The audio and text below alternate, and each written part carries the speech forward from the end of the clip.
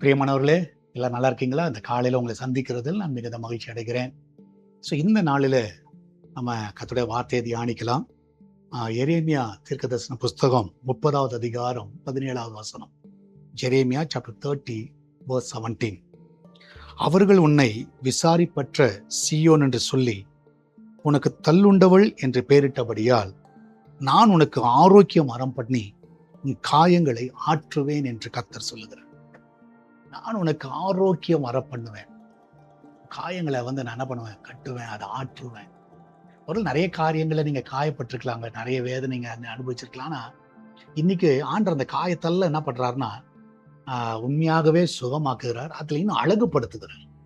வெளியே அந்த காயம் தெரியாத மாதிரி, வெளியே அந்த காரியங்கள் எதுவுமே யாரும் பார்த்தாலும் கண்டுபிடிக்க முடியாதபடி உங்க வாழ்க்கையை கர்த்தர் மாற்றுவார். யாரும் உங்களை பார்த்து சொல்லவே மாட்டாங்க, நீங்க இப்படியா அப்படின்னு சொல்ல மாட்டாங்க.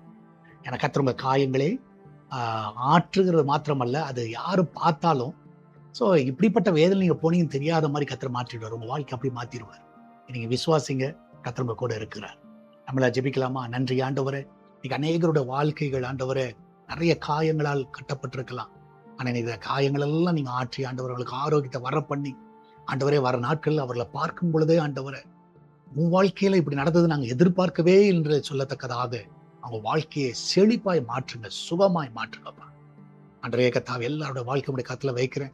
படிக்கிற பிள்ளைகள், வேலைக்கு போகிற பிள்ளைகள், யூத் பிள்ளைகள், வயதானவர்கள், அந்த எல்லாரோட வாழ்க்கையை மாற்றுங்க ஆண்டவரே. வெளிநாட்டில் இருக்கிற பிள்ளைகள் அவர்களோட வாழ்க்கையை மாற்றுங்க. இந்த நாளில் பிறந்த நாள் கொண்டாடுகிற பிள்ளைகளோட வாழ்க்கையெல்லாம் மாற்றுங்க ஆண்டவரே, செழிப்பாய் மாற்று.